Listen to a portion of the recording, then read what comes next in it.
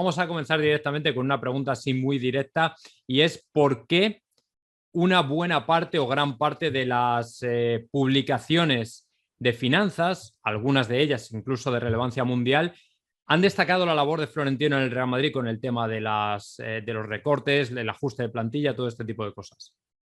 ¿Por qué crees que ha sido esto? A ver, es cierto que cuando nos ponemos a analizar una empresa, tenemos un componente muy interesante que es que no hay ese aspecto tan forofismo desde el buen punto de vista, es decir, no se junta lo que sería la afición, es decir, no contamos con un aficionado, ¿no? Entonces, esto es algo que siempre nos va a generar polémica y siempre va a generar dos bandos. Es decir, cuando yo estoy hablando de un club de fútbol, pues probablemente, si yo soy aficionado de ese club, tendré un sentimiento deportivo independiente al financiero. Y se junta también con que, pues bueno, hay personas que quizá pues esa formación financiera no la tienen o que directamente no les interesa. Y lo que les interesa básicamente es que su equipo gane partidos. ¿Qué es lo que ocurre? Que en una empresa, pues al final es distinto, ¿no? Y en el caso del fútbol, pues se juntan todas esas condiciones, haya facciones más defensoras de lo que sería una gestión económica y luego otras más deportivas, ¿no? Entonces, ese sería el punto de partida. Bajo mi punto de vista, que luego, como digo, hay más opiniones, etcétera. Yo creo que la gestión económica del Real Madrid ha sido muy positiva. Ha sido positiva desde la perspectiva de que se han presentado números recientemente. El Real Madrid ha ganado dinero, es decir, creo que arrojó unos 800, 900 mil euros, que bueno, para los momentos en los que estamos, ahora veremos, ¿no? Otras cuentas como Valencia, Barcelona, etcétera, que probablemente arrojen cifras muy negativas. Y bueno, pues en ese aspecto sí que vamos a decir, y sobre todo lo analizaba en un vídeo con esa primera información que recibíamos, que la gestión deportiva, lo que ha sido gestión deportiva orientada a reducción de masa salarial, reducción de gastos, evitar el problema tan grande que es el tema de masa salarial como concepto, es decir, cómo se calcula, que ahora lo veremos también.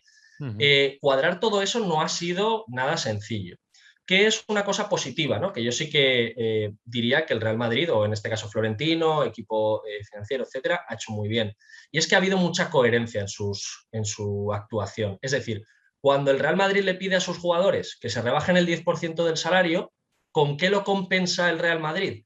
Con una época en la que no ha habido grandes fichajes, con una época en la que no ha habido ninguna estrella, con una época en la que Cristiano Ronaldo pide un aumento de sueldo y no se lo dan, con esto que Sergio Ramos pide una renovación con otras condiciones y no se la dan.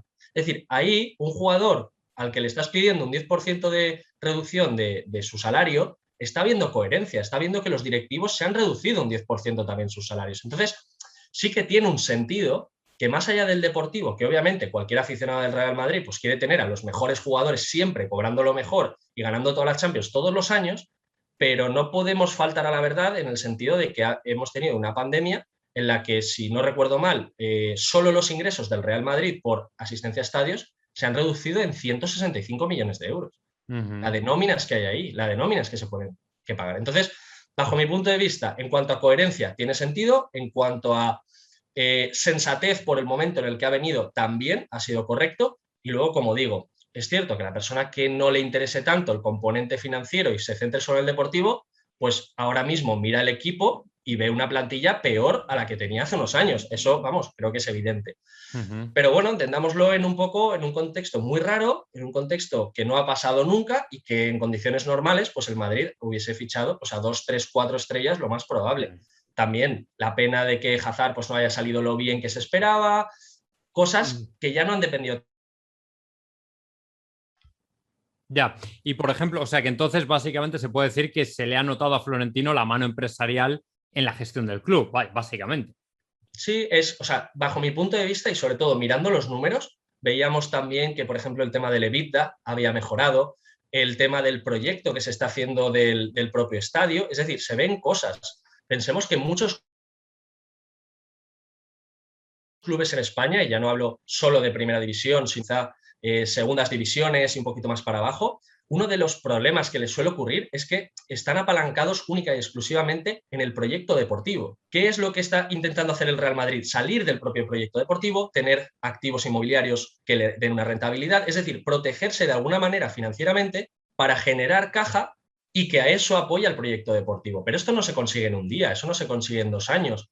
encima con la pandemia. Es decir, para mí se ve la evidencia de que hay un plan, hay un proyecto empresarial a 5 o 10 años que lo más probable, y si las condiciones pues, van bien, pues el Real Madrid tendrá una estructura financiera muy saludable y que le permitirá pues, luego hacer muchas otras cosas y que ya te digo, bueno, que tiene un sentido. Para mí tiene una coherencia financiera. Ya. Bueno, esto lo está diciendo alguien que es economista, que además se ha reconocido que no es ni del Real Madrid ni del Barcelona, o sea que ya no es que lo diga yo, o sea, es que Florentino, pues ahí hay otras cosas que quizá le puedas criticar, pero está claro que la gestión del proyecto deportivo y de las finanzas creo que va con